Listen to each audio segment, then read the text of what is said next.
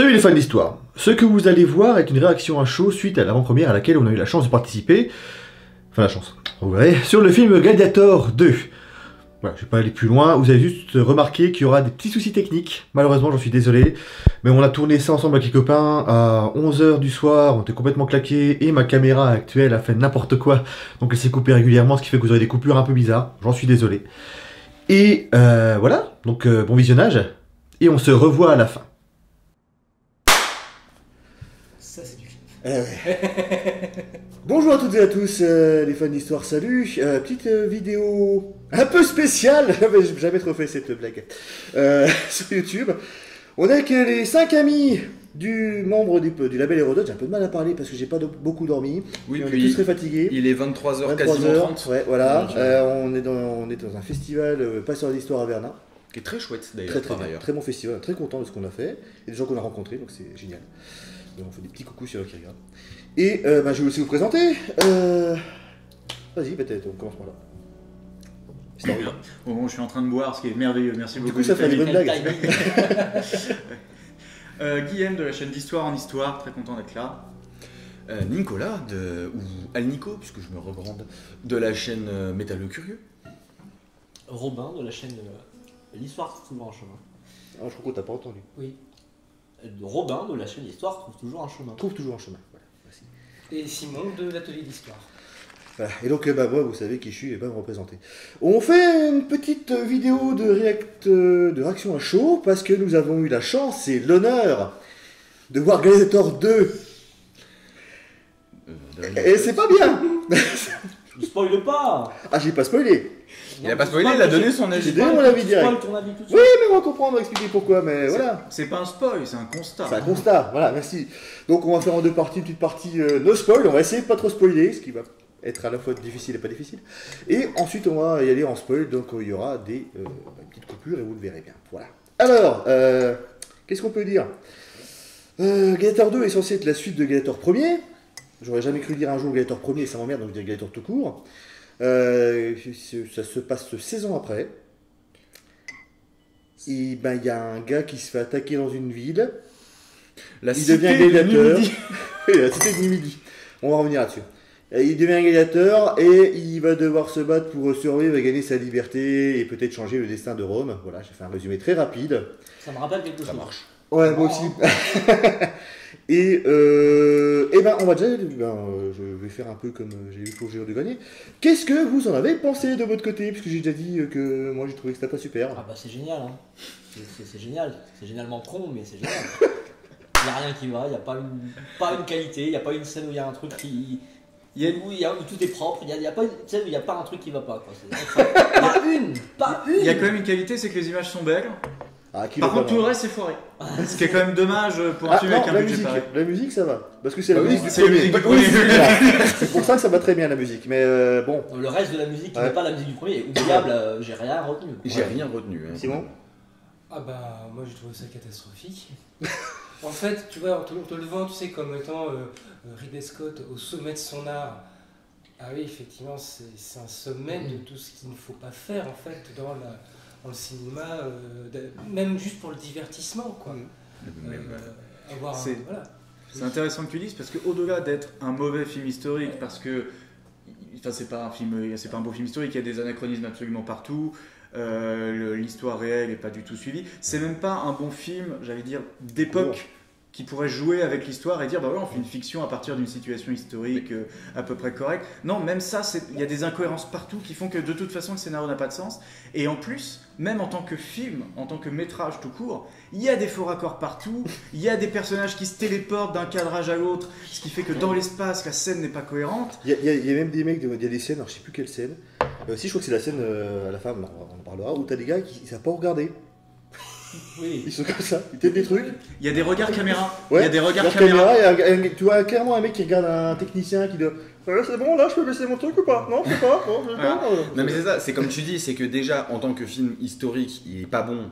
Mais si on est honnête, le premier n'était pas bon du tout historiquement Tu peux parlant. pas faire vu historique. un film d'ambiance historique en disant je vais pas vous raconter Alors, des faits historiques, oui, non, je mais- pose une ambiance, c'est pas Alors, grave ça. En termes non mais alors, attention, si on parle en termes d'ambiance, peut-être qu'on rentrera un peu plus dans le détail après. À ce moment-là, le 2 n'est pas si mauvais que ça d'un certain point de vue, et je développerai ça peut-être un peu plus tard. Mais d'un point de vue historique, il est pas bon. D'un point de vue film, simplement, comme vous avez dit, il se tient pas. Bon, alors juste avant qu'on passe pour des gros rageux, qu'un film historique, enfin qu'un film ne soit pas bon historiquement, pour nous, ce n'est pas grave. Oui, bah, on je le pense précise. qu'ici on a tous aimé le premier. Ah, moi je suis Ah, un moi, grand j'ai fan. adoré le premier. Alors, juste une chose, j'aurais déjà répété 15 fois, mais comme ça ils sauront, j'aurais déjà dit en plus, c'est pas grave, que Gladiator était mon film préféré avant l'arrivée du Seigneur des Anneaux. Ce qui fait que je l'ai poncé, je l'ai vu je sais pas combien de fois, et je me le suis refait, pardon. C'était il y a 2-3 jours chez moi, ça fait longtemps que je l'avais pas vu, et je connaissais encore les dialogues par cœur, pour dire à quel point je suis fan de ce film. Et même si d'un point de vue historique, il y a des trucs qui déconnent, des trucs qui vont pas pour Gladiator, clairement, mais d'un point de vue juste film, tu es dedans du début à la fin, clairement. Là, on était dedans, Mais pas pour les bonnes mais pas raisons. bien. Ah, c'est ça. Pas bien. Ouais. Ouais. Bah, quand tu ressors d'un péplum en ayant l'impression d'avoir assisté à une comédie, c'est quand même dommage. Oui, alors comme pour Napoléon, c'est une très bonne comédie musicale, familiale, pardon, pas musicale. Plus loin de soi, c'est pas une comédie, c'est une parodie. En Oui. réalité. C'est une parodie totale qu'on pourrait faire, c'est comme dans les années 90, les parodies des gros blockbusters, je termine juste, Vas-y. des gros blockbusters avec, voilà, tu vois, je sais plus les noms des films, mais où t'avais Saddam Hussein qui se battait. Ah, Ah, Hot bah, Fuzz. Voilà, Hot Hot Fuzz. Hot C'est ça. Shot. Pardon, un et Hot deux. Fuzz, c'est autre chose. Hot Fuzz, c'est autre chose. C'est une parodie aussi, mais ça, maîtrisée. qui est très bien. Mais c'était pareil. Et puis surtout, ce que je reproche, c'est qu'en réalité, à aucun moment, on ne s'attache au héros. En fait, On n'a pas on ne le sait temps. pas. Non, on n'a pas le temps. Ouais, il y a C'est-à-dire un qu'on n'a pas le charisme temps. de C'est-à-dire merde. que dès le départ, ça commence Alors- par un combat et sans vouloir vraiment. C'est vrai qu'on s'en fout. On s'en fout. Voilà. En fait, c'est pas, je suis pas tout à fait d'accord quand tu dis qu'il a un charisme de merde. Je pense que le personnage, l'acteur est plutôt bon. L'acteur pourrait avoir un assez bon charisme, mais c'est qu'en fait, au niveau du déroulé du film, on n'a pas le temps de s'y attacher. En fait, moi, j'ai vraiment eu l'impression, tout au long du film, que Ridley Scott a voulu faire avec le 2 la même trame que pour le 1, mais en moins bien, en rushant tout. Non, T'as c'est pas pas le juste en moins bien, c'est en enlevant tout ce qui fait toutes Attendez, les qualités on va du revenir premier. là-dessus, hein, C'est clairement, ça relève tous les bonnes choses du premier, Ouais, les dialogues je- bons du premier, les belles répliques, il n'y a rien qui dépasse, tout est nul à chier. L'espèce de réplique, de mantra qui se répète. On va dans la mort, je sais pas quoi, on va revenir ça, c'est du spoil là, fais gaffe, donc on va pas Bon, aller c'est plus pas loin. du spoil, Mais c'est si, un mais mantra on va en qui parler dit, plus, on va voilà. en parler plus avant après. Donc moi je Plus voulais avant, revenir sur... après. Oui, j'aime bien cette phrase. Il est 23h, on est claqué. Du coup, ce que je voulais dire, c'est par rapport aux acteurs. Je les ai pas trouvés non plus super à fond, les acteurs. Enfin, même Paul Mescal, bon, il fait son job. Pedro Pascal, il fait son job. Connie Nielsen, que j'aime beaucoup, hein, elle fait son job aussi. À la rigueur, t'as Denzel Washington qui tu sens qu'il il se marre un petit peu, il est content. Il est content d'être là. voilà. Il est content d'être Il là. Voilà. cabotine un peu quand même. Cabotine un peu, Ouais. ouais, mais tu sens qu'il a. Allez, vas-y. Mais C'est ces limite ça, dialogues, ce n'est pas une petite danse au milieu du truc. Mais Là. ces dialogues sont nuls, donc Ouais, c'est- pas sa faute, mais Et puis surtout, à chaque fois qu'il fait une entrée, il remet sa petite cape en glace. ça c'est un Il truc. fait la petite position comme ça où il Ouais. avance en mode un peu précieux presque. Ouais. Mais en fait, ça peut passer dans certaines scènes parce que ça pose une ambiance. Mm. Mais quand il le fait dans toutes ses entrées de chant pendant 5 scènes, à chaque fois où littéralement il vient, il fait ça, il échange 3 phrases avec le personnage qui est présent avec lui pour ce dialogue, et après il tourne les talons, il se barre et il s'éloigne et il y a un cut et ça passe à la scène d'après. 3, 4, 5 fois de suite, on a compris, c'est le personnage a du pouvoir, il est dans les ombres, il est dans... Oui, c'est comme- T'as pas besoin de faire 5 fois la même Je scène, en fait c'est pas reviens à ce utile. à ce que Simon disait sur le côté parodique, il y a un moment où un personnage espionne une conversation, mais vraiment, oui, vous voyez très bien le plan, on le voit tout de suite, c'est une meuf qui regarde, elle a espionné le truc, mais vraiment on dirait une parodie, c'est genre oh, quelqu'un les a vus et Non, toutes mais- ces informations. Le oh là là. méchant. C'était limite. Moi j'ai pensé à OSS 117 Oui, c'est ça. direct. C'est ça. Mais c'est OSS là, c'est C'est genre OSS, directement. l'exagération totale. Bon, je pense qu'on peut partir là-bas, on peut passer à la partie spoil du coup là parce qu'on a envie de. Ah, on a envie de donner des Ouais. détails, là. Allez, c'est la partie spoil, Full spoil. full spoil. Générateur. Bon, générateur. alors est-ce que je refais Générique. Générateur. Générique. Ah, moi c'est bon, je suis pas crevé, vas-y. Après, c'est un générateur de générique. Hein, ça. Est-ce que je refais le résumé du film entier du coup avec le spoil Non, Non. ça sert à rien, de toute façon on va le défoncer le film. Ouais, donc bon. Comme dirait un grand homme, on n'est pas là pour tirer sur l'ambulance, on est là pour lui défoncer la Ça, gueule. exactement. Merci Karim. Karim. Force et honneur. Toujours dans notre- Du coup. Respect robustesse. Bon, alors que ce. Est-ce qu'on commence un peu le côté historique maintenant ou pas? Je pense qu'on peut évacuer cette question rapidement Ouais. parce qu'à mon avis, c'est pas la question la plus importante Non. du truc. Non, non, non. Comme C'est de la on merde. disait tout à l'heure, non mais comme on disait tout à l'heure, déjà le premier historiquement parlant, il y avait plein de trucs qui n'allaient pas, Clairement, ce qui n'empêchait pas d'en faire un bon film. Donc je crois qu'on peut évacuer cette question assez rapidement. Oui, bon, À après, moins que ce deux, soit trois effectivement choses. des situations un peu drôles, Oui, voire what the fuck. oui, comme la le découverte. carrosse de Louis XIV à la fin. Ouais, parce qu'à un moment Ce qui donné. est- ce qui est génial, c'est Ouais. qu'effectivement, à la fin du film, il sort du Colisée, il fait mon cheval. Déjà, il parle mon cheval et le cadrage t'amène, donc le Un personnage de espèce de Denzel carrosse Washington, chelou, ouais. il sort du Colisée parce qu'il fuit, parce qu'il y a une émeute et la situation est plus sous contrôle. On spoil, donc je cadre un petit peu. Et il fait mon cheval, amenez-moi mon cheval. Donc, est-ce qu'il y a une référence à une certaine pièce de Shakespeare, je ne sais pas, mais moi ça m'y a fait penser. Bref, on s'en fiche, à la limite c'est pas crucial. Mais du coup, il appelle son cheval. En fait, la caméra le suit et on voit pas le cheval, on voit un carrosse. Ouais. Donc déjà, un spectateur peut se dire, ok, on lui demande un cheval, on lui amène un carrosse, c'est déjà un peu chelou. Et après, mais c'est le carrosse en plus, c'est un carrosse de l'époque moderne, donc des années 1700, donc ça n'a rien à foutre là. Et la caméra ensuite tourne, le carrosse passe hors champ et il y a un cheval. Ouais. Donc ça ne servait à rien de mettre le carrosse. Oui, je sais pas pourquoi il y avait un Ça carrosse. n'a Non, pas, je sais pas. Ça il n'a est juste aucun là, et sens. c'est juste un anachronisme dans Ouais. le champ, parce que Parce que ça fait peut-être génial, que, ça. peut-être que quand ils ont tourné, ils se sont dit en fait là dans le plan derrière, il y a du matériel, il y a un décor qui est abîmé, Oui, il y a alors une c'est pour connerie. dire, non mais c'est comme ça qu'il est arrivé en carrosse Et il après, repart en est cheval. Mais du coup, on s'en fout, ça Ça a n'apporte Ça, rien à la c'est scène. pas grave, c'est Alors, tout. si tu veux qu'on joue l'anachronisme, il y a un truc que j'ai remarqué, alors je suis pas certain de ce que je vais raconter, c'est qu'à un moment donné, on a le personnage principal qui est dans les galères, qui est en train, qui va devenir gladiateur et qui va arriver à Ostie, mais il part depuis, il a été chopé en Numidie, qui est donc en actuelle, Algérie, Tunisie et Algérie. Plus Algérie, la Tunisie. Ouais, c'est plus le Algérie. partage. Algérie, c'est Algérie. Oui, c'est la France d'Afrique. C'est la ça. Tunisie. Donc ils arrivent à Ostie. Ostie, c'est le port de Rome. Ostie, c'est le truc le plus important, enfin, pas le plus important, mais c'est le port le plus important de Rome, par lequel arrivent toutes les marchandises. Et quand on arrive, vu comme c'est filmé, alors j'ai jamais foutu les pieds à Malte, mais j'ai cru reconnaître les fortifications de Malte. Donc des fortifications qui sont plutôt du XVIIe siècle, XVIIIe siècle. Et dans quelques scènes après, il y a un moment donné où on arrive, on voit le gladiateur, le héros qui arrive chez son maître gladiateur, en gros, hein, je fais très court. Et ils sont dans une espèce de fossé, littéralement c'est un fossé de défense Vauban, que tu vois un peu partout dans les fortifications. Et au-dessus tu vois les créneaux à la Vauban. Donc Vauban, on rappelle, hein, c'est au XVIIe siècle.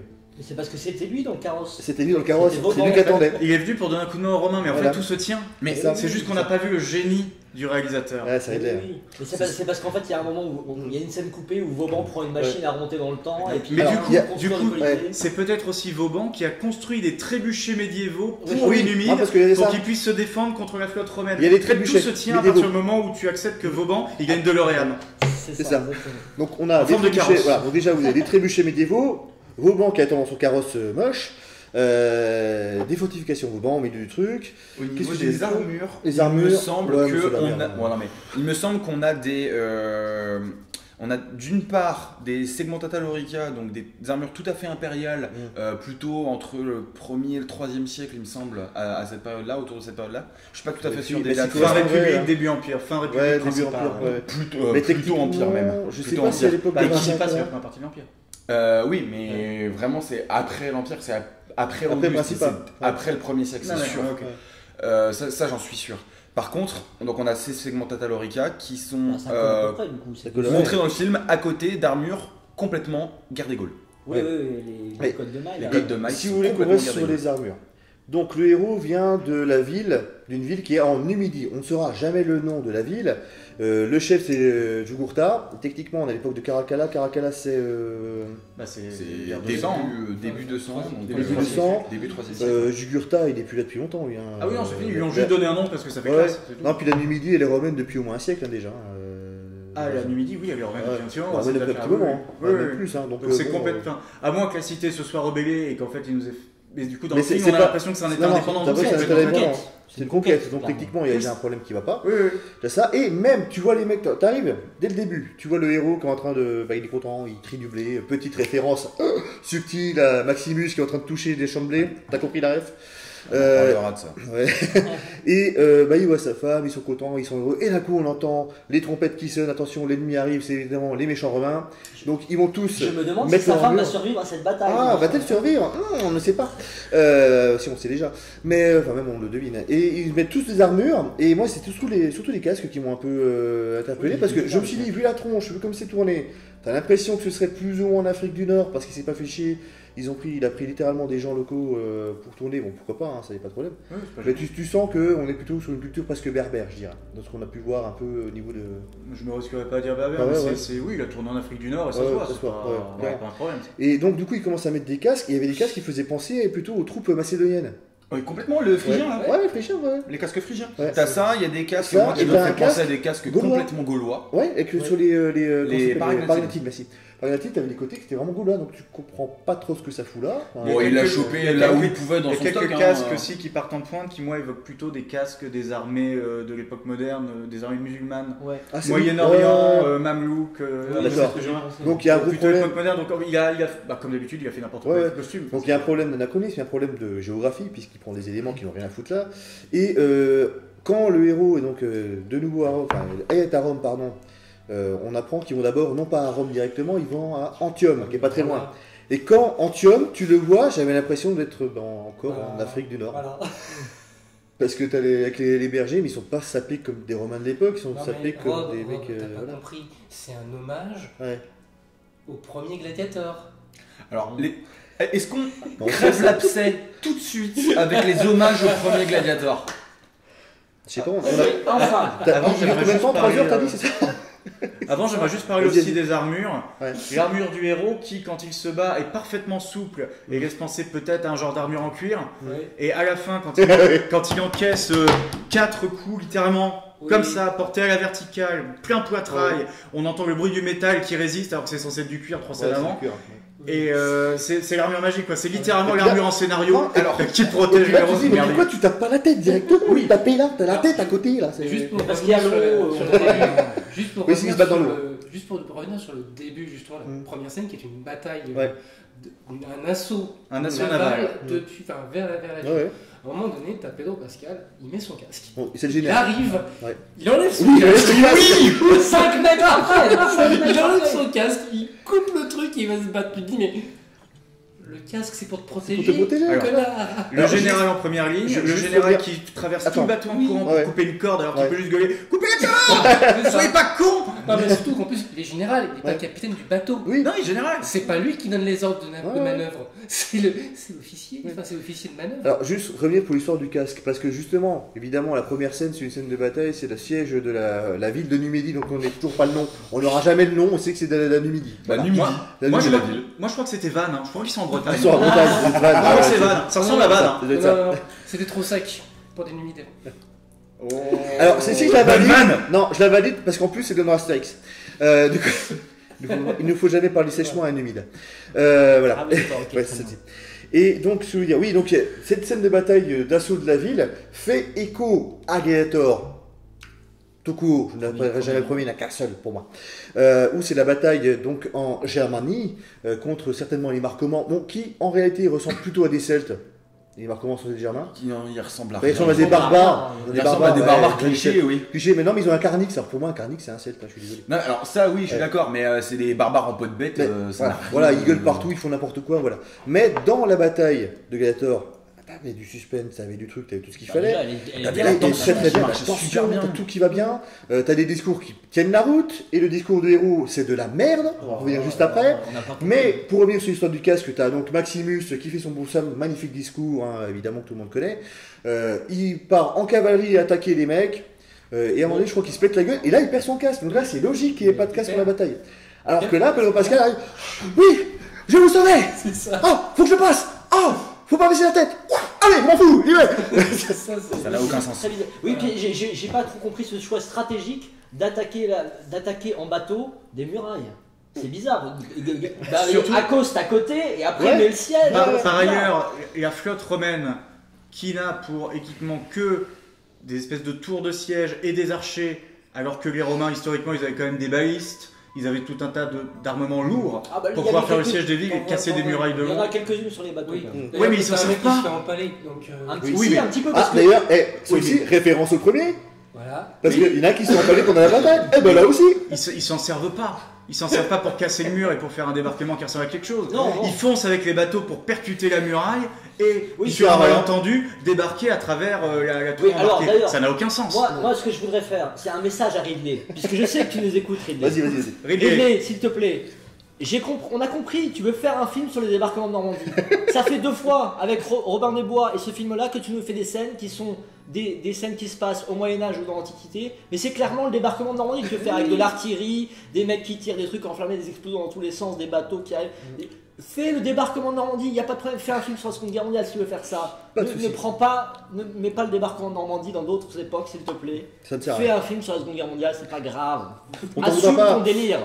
Enfin, là, moi, je suis là à me demander sur est-ce qu'il faudrait pas que t'arrêtes un petit peu parce que ce Oui, serait non, mais pas- voilà, mais au pire, voilà, assume ton délire. Non, mais Fais ce moi que tu j'adore. veux. Ridley, est-ce que t'as fait des super films là, le premier, évidemment. Moi, je suis un grand fan de Gladiator. Le Kingdom of Heaven, une version longue, est incroyable.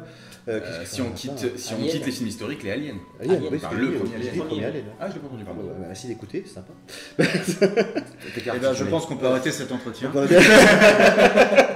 Non, non, mais C'est vrai que je parle vite, je suis fatigué, donc forcément. on a commencé, donc moi je voudrais vraiment crever cet abcès-là. Vas-y. Les références au premier Ah. Gladiateur Oui, oui, sont, mais, À chier. Omniprésent. Et à forcées, chier. omniprésentes, Omniprésente, forcée, forcées. nul à chier. Voilà, c'est C'est vrai. une catastrophe.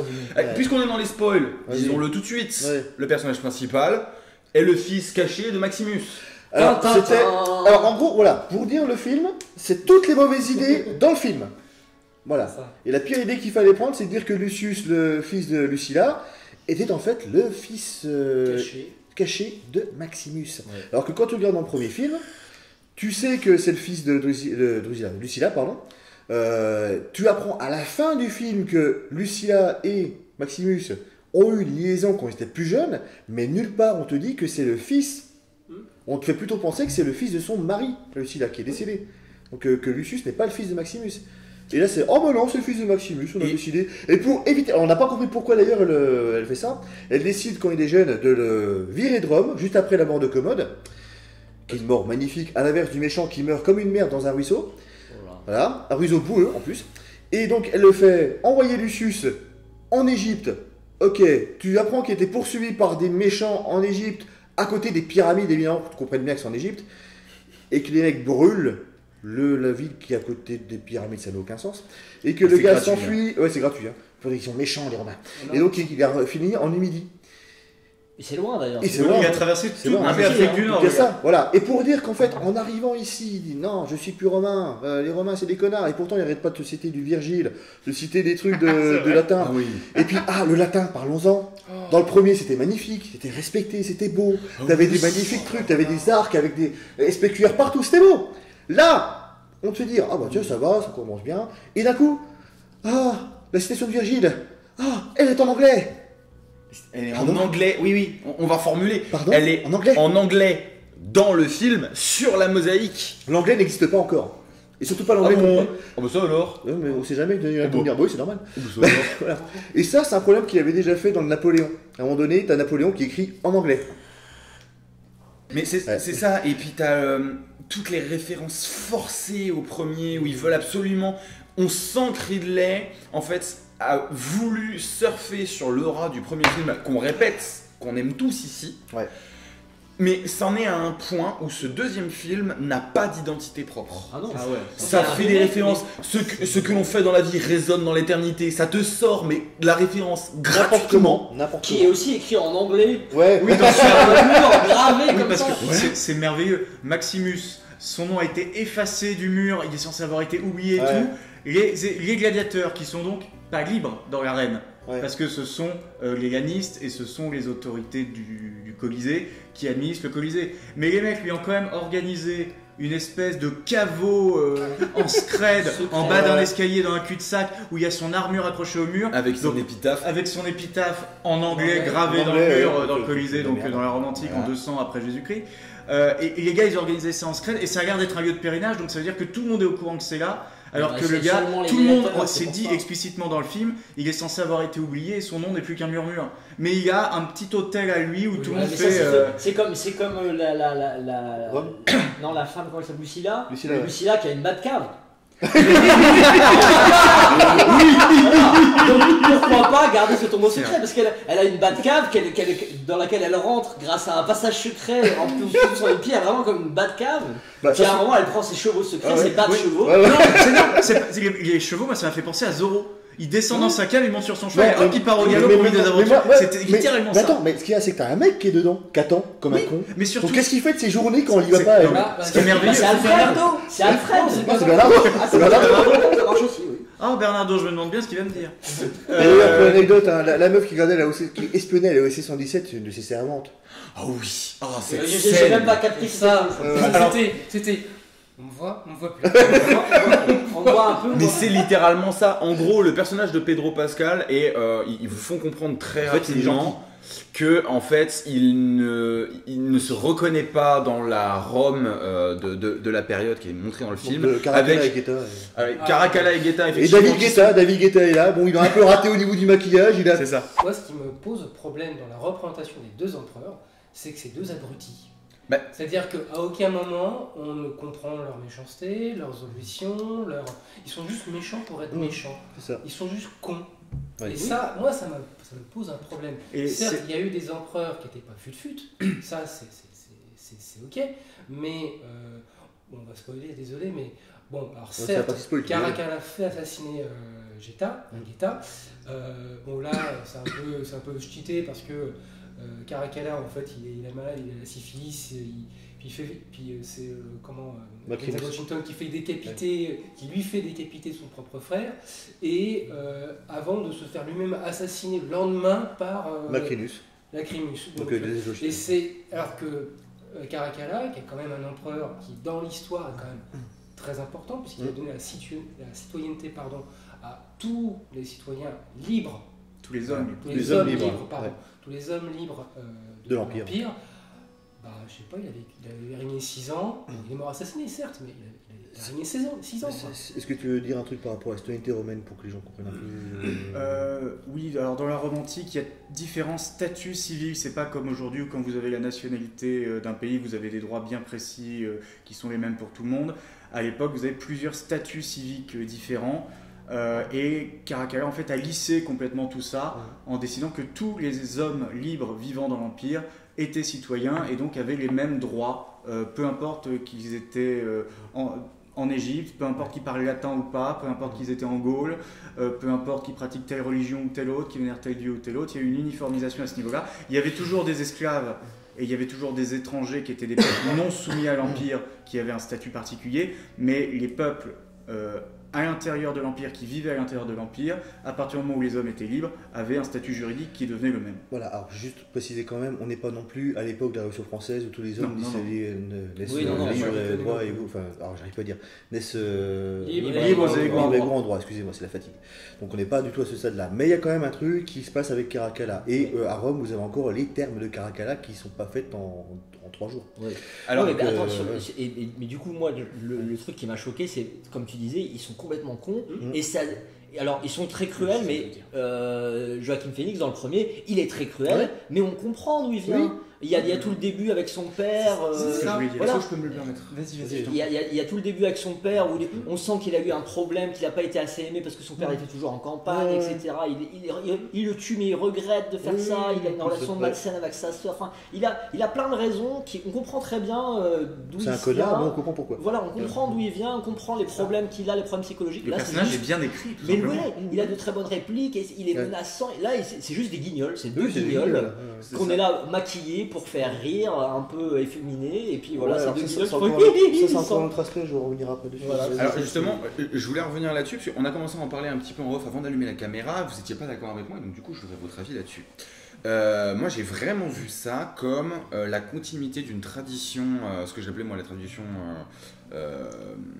des auteurs latins en fait, qui en fait t'avais vraiment de deux clichés d'empereur qui étaient le bon empereur, celui qui retient toutes les vertus, machin, et le mauvais empereur, celui qui est fou, cruel, sanglant, gratuitement, tout ça. Bah, notamment, on pense à Caligula ou Néron par exemple, qui sont vraiment des exemples de ces empereurs-là. Et parce que en fait derrière, c'était, alors justement c'est pour ça que je veux votre avis là-dessus. En fait derrière, c'est de manière un peu schématique. Les bons empereurs, c'était ceux qui s'entendaient bien avec le Sénat. Les mauvais empereurs, c'était ceux qui s'entendaient pas très bien avec le Sénat. Ils n'étaient pas forcément plus fous que d'autres. Ils n'étaient pas si tarés. Ils n'étaient pas si allumés. Pas comme les deux guignols, effectivement, qu'on peut voir dans le film.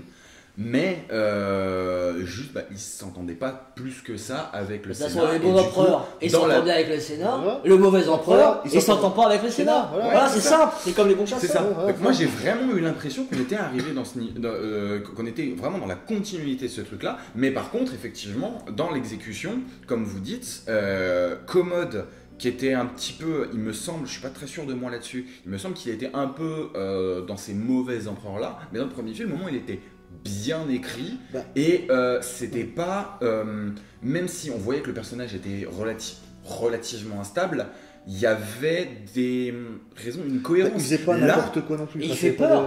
Il fait peur. Il fout un peu les Quand choses. il est dans la scène où il parle avec sa sœur et il est tout seul avec elle, tout proche, t'es pas bien. Ou même avec le gosse. Oui, bien sûr. Quand il est avec le gosse, juste pour terminer avec il va le tuer là. Juste pour terminer avec ce que je dis, quand Caracalla donc finit par assassiner Guetta et il arrive, il y a une scène dans le Sénat où il arrive et il nomme ses deux consuls. Ça, c'est Caligula, enfin, c'est une référence à Caligula, ça. C'est exactement ce que j'allais dire. En fait, à un moment, Caracalla dans ce film a un petit singe adoptif, on dirait le singe de Pierre des Caraïbes d'ailleurs, le singe de Barbossa. Donc il a un petit singe adoptif et donc quand il assassine son frère, le premier consul qu'il nomme, c'est son petit singe adoptif. Et c'est complètement, pour moi, une ref à Caligula qui est censé avoir donné le rôle de consul à un cheval, alors qu'aujourd'hui, l'interprétation voudrait plutôt que c'était en fait une moquerie à l'égard de une provocation à l'égard de, alors je ne veux pas dire de conneries, mais je crois que c'est des sénateurs, il me semble, qui dit vous êtes tellement bête que je pourrais nommer mon cheval consul, ça changerait pas grand chose. Du coup, pour revenir sur l'histoire d'empereur que tu expliquais, donc par contradiction, moi je vois aussi également autre chose derrière, c'est que déjà Ridley Scott pour le film Gladiator, et même pour Napoléon d'ailleurs, il s'est beaucoup inspiré du peintre français de Haute-Saône, Jean Gérôme, si j'ai pas de bêtises, doit être ça, qui a fait le fameux tableau où tu vois un gladiateur qui regarde la foule et tout le monde est en train de faire le pouce. Ah oui, bon, ça il l'avait fait dans le premier déjà. Qui est une invention, totalement cette histoire-là. Et même le pouce, je crois que ça n'a jamais été. Non, ça n'a jamais été. Donc c'est une invention. D'ailleurs, on rappelle une chose, c'est que les gladiateurs ne mouraient pas tant que ça dans les arènes, parce qu'un gladiateur, dans une écurie, ça coûte cher. Donc si tu perds ton mec, si t'as un mec qui meurt, ça coûte cher, ça fait chier. Faut t'en racheter un nouveau. Donc c'est relou. Faut le former, faut le loger. Donc ça pouvait arriver, mais il me semble que le propriétaire de l'écurie devait. Alors, il y a deux choses. Il me semble que d'un côté déjà, c'était surtout des combats internes à chaque écurie, parce que comme ils s'étaient entraînés, en fait, ils apprenaient à se battre entre eux. C'était un peu la manière d'un combat de catch, en fait, finalement. Et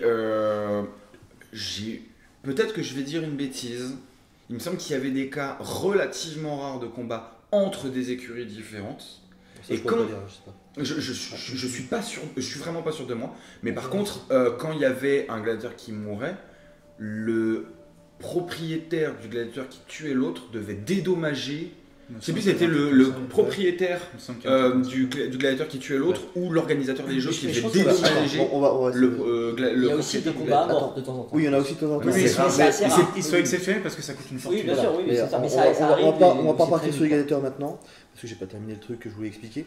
C'est que donc là, il s'inspire d'un tableau du 19e siècle. Comme il s'est inspiré de beaucoup de tableaux de Napoléon faits au 19e siècle par ce fameux Jean Gérôme pour ce film Napoléon. Et pour moi, Ridley Scott a une vision très très 19e de la Rome antique. Ce qui fait qu'on a une Rome qui est totalement dévoyée, corrompue, etc., qui est en pleine décadence, qui explique pourquoi Guetta et puis Caracalla sont maquillés comme des guignols, ils font n'importe quoi, sont complètement pétés. Tu vois qu'ils font des espèces de fêtes cheloues, un peu bizarres. Enfin, c'est tout le cliché qu'on a de l'Empire romain décadent, qui date du 19e siècle principalement, mais d'un peu avant. Il y a aussi une autre vision qui est peut-être plus politique, entre guillemets, j'allais dire presque américaine, mais pas seulement, aussi un peu européenne. C'est qu'il y a toujours cette volonté d'opposer l'Empire et la République à l'époque romaine. Ce qui, à mon sens, c'est pas une bonne chose à faire, parce que techniquement parlant, je pense pas que les Romains de l'époque faisaient une différence entre Empire et République. Parce que le Sénat est toujours en place pendant l'Empire. C'est toujours Senatus Populus Romanum. Effectivement, ce que tu dis, il a l'air d'avoir une approche très 19e siècle des choses, et il oppose en fait deux visions de l'Empire romain, une vision républicaine, donc avec cette idée que c'est le Sénat qui commande, et que comme le Sénat c'est une espèce d'émanation du peuple, c'est relativement démocratique, ce qui n'est pas le cas. Hein. Le Sénat romain, c'est pas du tout une institution démocratique au sens où on l'entend aujourd'hui, c'est un fonctionnement très particulier, la République romaine, c'est très bordélique, c'est très élitiste et aristocratique aussi. Mais il y a cette idée SPQR, le Sénat et le peuple romain. Et au début de ce qu'on appelle l'Empire romain, donc sous Auguste, en fait, l'Empire, ça apparaît un peu plus comme une espèce d'évolution des institutions républicaines, avec l'apparition donc du prince du Sénat, le Princeps Senatus, Auguste en l'occurrence, qui est le premier empereur, et les empereurs au début s'appellent Auguste, et ils portent le titre de Princeps Senatus. Ce sont les premiers parmi les sénateurs, les premiers parmi leurs pairs, le premier des citoyens, et il est doté de pouvoirs exceptionnels qui lui permettent normalement en fait, de réguler la République et les défauts de fonctionnement des institutions. Mais on est toujours dans un système républicain. Fondamentalement, il n'a pas abattu les murs, Auguste, quand il est arrivé. Donc c'est toujours Empire et République ensemble. C'est une version plus autoritaire de la République, plus centralisée, mais sur le fond, c'est toujours la République. La République, c'est lui. La République, c'est lui, exactement. Parce qu'il aime la démocratie. Il a la passion de la démocratie. Il a la passion de la démocratie. Il est très Palpatine. Ouais. Et tout ça est très insidieux.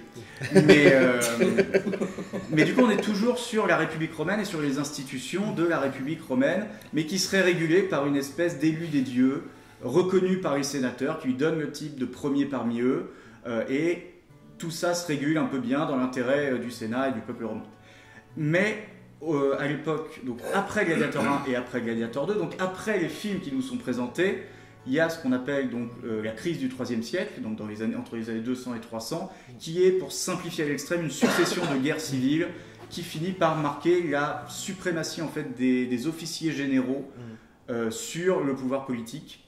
Et après, on passe dans ce qu'on appelle le dominat, qui est vraiment une version très impériale avec un dominateur qui est vraiment l'empereur qui commande, et le Sénat devient finalement un groupe de supplétifs, un groupe d'administrateurs, un groupe de conseillers, un groupe de gestionnaires, mais qui n'est plus vraiment un contre-pouvoir en tant que tel, ni sur le siècle 45, le siècle 3/4 qui reste à l'Empire romain avant que l'Empire romain d'Occident soit plus ou moins démembré et dissous, ou même sous l'héritage byzantin derrière.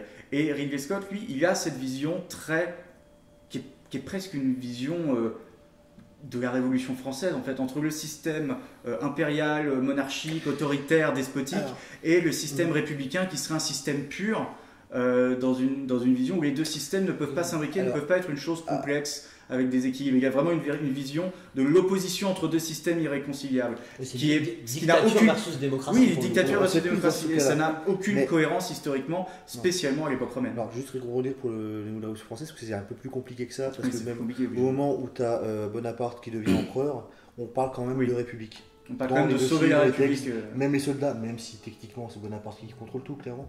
Mais on parle quand même de République, et le mot République revient régulièrement au niveau administratif. Pendant un moment, je crois que ça s'arrête au bout d'un moment, bon, c'est bon. Ouais, après non, mais au début, t'as quand même un truc, c'est transition qui est un peu spécial, et t'as quand même les mots République et Empire ensemble. Donc c'est un peu. Mais oui, comme tu dis, mais moi, en fait, dans son délire de Gladiator 1 et 2, j'ai plus pensé au final à la vision qu'aurait Lucas sur Star Wars, avec une république qui s'oppose à un empire, par exemple. Et c'est plus comme ça qu'il le soutient. Et comme tu l'as expliqué, dans l'époque qu'on nous montre dans Gladiator 1, Gladiator tout court et Gladiator 2, ça n'a aucun sens de dire ça pour les Romains. On dit ça à un Romain, il te regarde avec des billes comme ça. Voilà. Donc, et ça, c'est un problème c'est une direction que Ridley Scott a toujours voulu prendre depuis le premier. Oui. Alors en fait, ce que j'allais dire, je viens d'y penser, hein, peut-être que je dis une bêtise, mais ce que je veux dire, cette idée, ce qui pourrait aller dans le sens de cette idée d'une vision très révolution française, justement dans le film, quand du coup le personnage de Pedro Pascal, donc qui fomente un complot et qui se fait choper et qui finit par être tué dans l'arène, le peuple romain pète un plomb et c'est des débuts d'émeutes en fait. Et ça va un peu dans ce sens d'opposition. Alors, je connais très très mal la Révolution française, donc je veux pas dire de bêtises, mais ça va un peu dans ce sens-là d'une révolution populaire contre le pouvoir en place. Oui, mais t'as même un discours sous-jacent du peuple contre les élites en fait. Oui. Puisque toutes les élites romaines, tous les sénateurs sont plus ou moins corrompus. À Ou part alors, deux, trois, à part une poignée. Il y a un mec qui était du 1, non? Oui. C'est Jacobi, l'acteur. Celui qui est dans la Batcave. C'est celui qui meurt comme une merde. Mais t'as vraiment cette image que la majorité des officiers militaires, notamment les prétoriens, des sénateurs, etc., sont soit corrompus, soit incompétents, soit lâches, et que du coup ils laissent faire les deux empereurs dont tu disais tout à l'heure. On comprend pas leur légitimité, on comprend pas comment ils se maintiennent, on comprend pas pourquoi ils sont là. Pas, en plus, Et quand il y a quelqu'un qui fait un complot, tacitement ils seraient prêts à suivre, mais juste pour pas être embêtés, pour rester dans leur situation. Mais dès que ça commence à sentir mauvais, oula, je ne connais pas cet homme, je ne l'ai jamais vu de ma vie, que se passe-t-il? C'est pour ça que moi cette lecture elle me pose problème.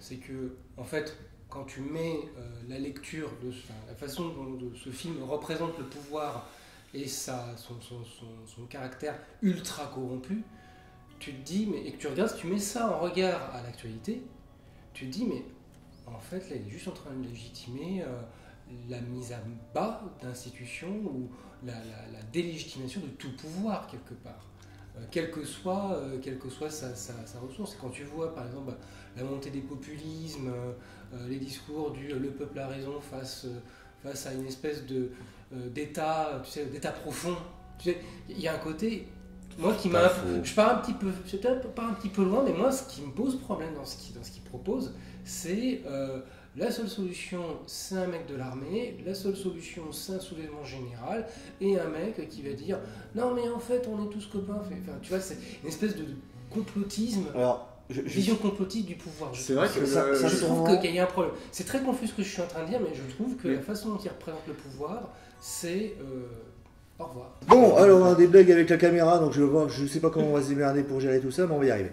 Du coup, oui, le propos de Simon donc sur le message sous-jacent du film, c'est vrai que quand on regarde, dans le 2 spécifiquement, puisque c'est quand même de celui-là qu'on est en train de discuter, le message c'est quand même un héritier au trône d'une lignée de gens bien, qui survit à tous les aléas de la vie, qui réussit quand même à récupérer des belles valeurs sur la route parce que c'est un gars bien quand même au fond. Dans l'adversité il lâche rien, il réussit à rassembler des hommes qui savent se battre. Il tente des coups de force, il réussit à piéger le destin, et à la fin, l'armée le suit, le peuple le suit, et c'est merveilleux, on va sauver le monde. Le discours, c'est quand même l'homme providentiel, très clairement, qui n'est même pas l'homme providentiel du peuple, qui aurait été formé, sensibilisé à certaines questions. C'est juste qu'il est né avec cette sensibilité, avec ce savoir-faire, avec ce destin devant lui. Le scénario, il est... Donc il a arrêté, alors que le premier, le message était plus... ceux qui méritent le pouvoir sont ceux qui ne le recherchent pas, puisque on a Maximus, le côté on lui propose plusieurs fois le pouvoir. Au début Marc Aurèle lui dit tu devrais être mon fils, je devrais te nommer toi empereur, je te donne les pouvoirs pour restaurer la République. Il dit j'en veux pas, moi je veux juste aller rejoindre ma femme, mon fils et mon domaine. Et puis, sans écouler de sang sur la menace de la plaine. Avec le forgeron, il viendra me chercher, ce sera pour aller dans les champs et aller boire une bière. Mais il est vraiment dans cette idée-là de voilà, c'est Maximus qui mérite, parce que Maximus ne veut pas le pouvoir, donc c'est pour ça, c'est lui. Alors que là c'est pas la même chose. Il revendique le pouvoir. C'est le fils de Maximus, certes, mais c'est le fils de c'est le petit-fils de Marc Aurèle. Et c'est bien que ça, parce qu'il y a plusieurs fois dans le film, on l'a vu en VF, bon, voilà. Mais à plusieurs reprises, il parle de lignée royale. Oui, royale. En plus, tu vois, je rebondis sur ce que il appelle le prince de Rome à plusieurs reprises, c'est un titre qui n'a aucun sens. Qui n'a strictement rien. Et en fait, la conception du pouvoir, c'est en gros ce que Ridley Scott défend, c'est le rétablissement d'une monarchie. Après, il est anglais, hein. Ah oui, c'est un britannique, bah oui, Ouais. c'est vrai, Tout j'oubliais. s'explique. Est-ce évidemment. que vous voulez qu'on passe sur les animaux? Ah oui. La phrase est C'est bizarre, bon. mais on peut faire ça. S'il hein. vous plaît. Alors, Séquence animale. donc, dans le premier Gladiator, il y avait eu à un moment un combat contre les animaux, contre les tigres, Qui était bien. qui était bien fait. Voilà, on va pas aller plus loin que ça, c'était cool à regarder. Voilà. Oui. Là, il y a beaucoup d'animaux.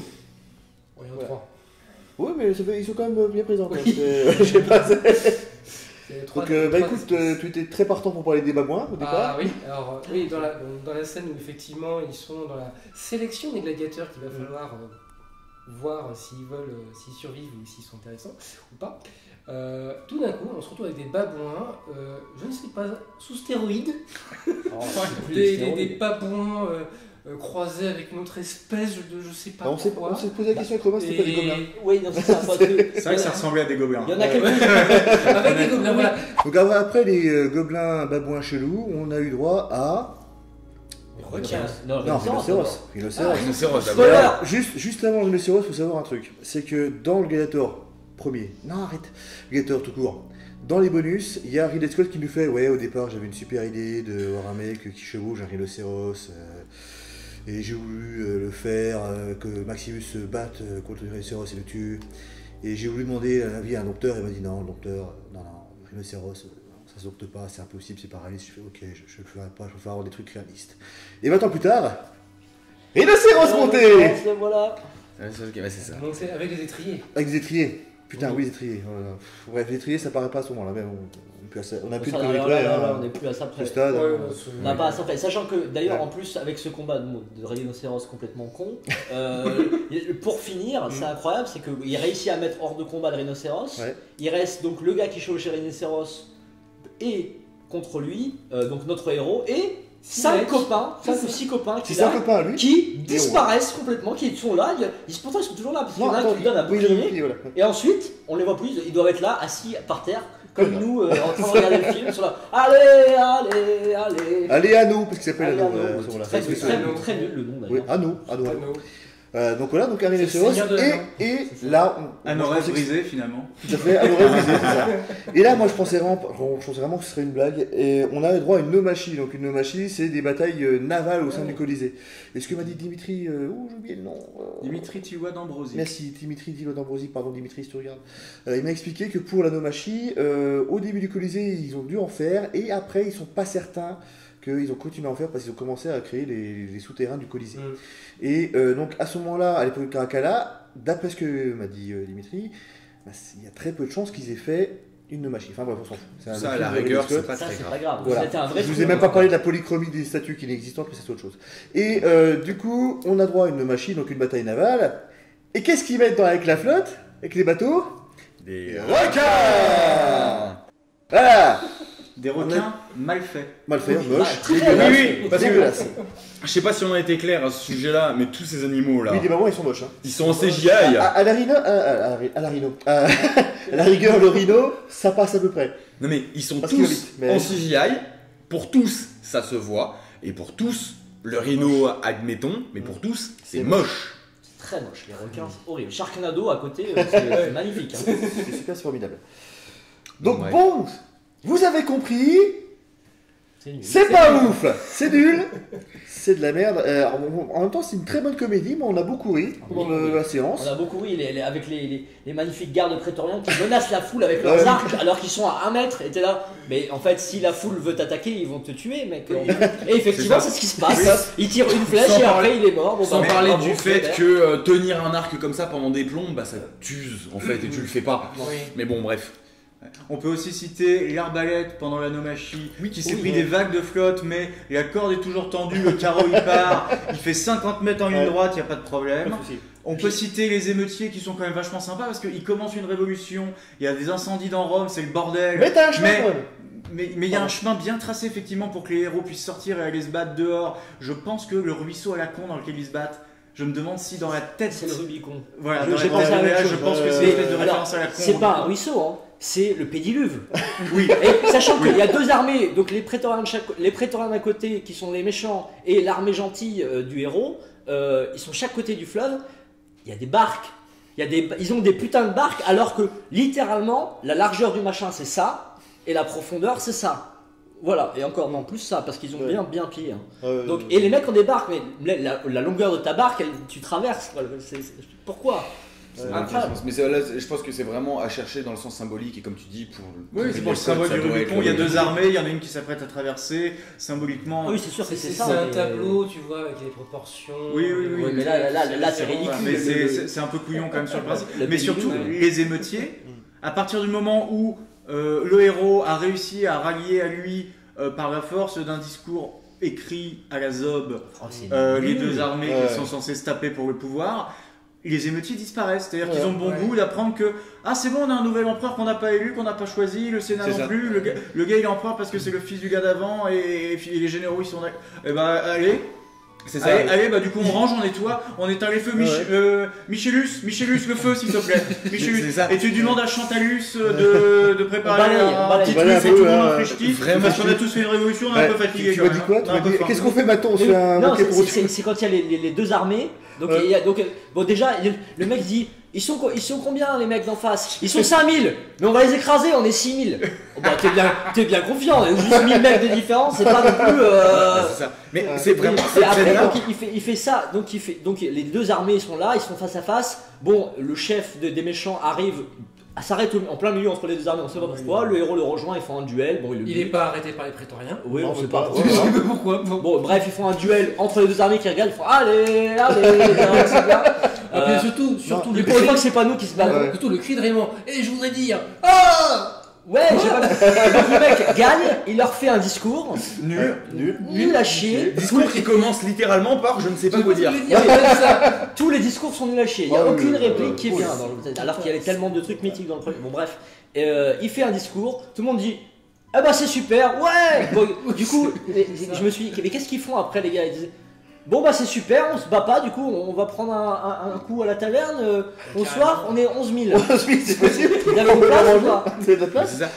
Et cette scène-là, vraiment, je me suis tourné vers Guillaume à ce moment-là, et je l'ai regardé, je fais, on est d'accord que pendant qu'ils sont en train de se battre et qu'il fait son discours nul, il y a une émeute dans Rome là. Oui, mais non, puisqu'il y a Michélus et Chantalus Ils sont en train qui de sont en ranger. train de nettoyer, de ranger, de dire aux gens bon quand même les gars, alors, oh. C'est bon. Non, c'est pas expliqué, mais je pense qu'on peut deviner assez raisonnablement. Voilà, ouais, c'est Il y ça. a des feux de Et- poubelle. Bon, oui, il y a des feux de poubelle. Bon, de toute façon, c'est tous des clodos à Rome maintenant, vous avez compris Ah oui, dans bon, la ça vie. va. de Oui, leur- qui réclament de l'argent l'argent. aux mecs, aux esclaves en cage. Oui, j'ai pas compris, oui, ouais. Bah, les mecs, on est des esclaves, qu'est-ce que vous voulez On est littéralement enchaînés les gars. On n'a pas d'argent, hein. J'ai pas 40 livres d'or bloqués sur mon siège, je suis Ah, un vous esclave, je suis en abusez, là. guerrier. Ça ne Ah, marche bah pas. j'ai pas quand même, mais j'ai rien, j'ai rien du tout, j'ai même pas ma vie à moi, donc c'est pas. Enfin bon, vous avez compris, c'était pas super. Est-ce qu'il faut aller le voir? Alors j'ai dit Napoléon, j'avais dit oui parce que je m'étais bien marié, et puis si vous voulez le voir, allez-y, bon. Bah, moi, ce que je conseillerais, c'est de le voir Ouais. sur une télé avec des copains, un peu Ouais, d'alcool. plutôt. Oui. Très bien ça. Ouais, surtout n'allez pas le voir en IMAX 3D ou je sais pas quelle connerie, ah ça, ouais. coûte, ça ne vaut pas le coup. Ah non, ne mettez pas d'argent. Alors, En IMAX, c'est encore plus moche, le rhinocéros, le babouin et les requins vont être encore plus Il- dégueulasses. les bah, babouins bon, en non, IMAX, c'est- c'est c'est- ça. non, C'est horrible, n'y allez pas. Ah, n'y allez pas. arrêtons d'appeler ça un Épargnez-vous babouin, ça, c'est un Urukai. La main blanche de Saruman, et c'est bon là. C'est pas très gentil pour les costumiers. Ouais, c'est un workshop, Oui, ouais. et puis les trilogie, Urukai, quoi. ils auraient pas peur d'un mec qui leur crie dessus en faisant Ouais. Alors, est-ce que Ouais. je peux me permettre On juste va conclure un peu là. pour Ouais. justement non mais rapidement pour commencer la conclusion de cette de ce retour sur React, On peut- qui on peut- était la personne qui a fait le discours d'introduction du film? Est-ce que vous saviez, Ah, je sais qui plus. C'est le président du département, il a fait tous les discours il a fait tous les discours D'accord. d'introduction de tout. Parce que il a quand même fait son discours en disant Donc on avant ne va le film. pas avant que le film se Ouais. lance. Mais On ne va pas Il n'y a pas le débattre. président du département. Il y a pas le Ouais. président du département dans le film. Non Non, non. mais voilà, non, parce que c'était pas clair, tu vois. Et Il a- bonjour, je il voudrais a vous dire C'est pas- que. c'est pas- Il a commencé vraiment, il a pris le micro pour présenter le film en disant on ne va pas débattre de Gladiator. De Gladiator 2 du coup.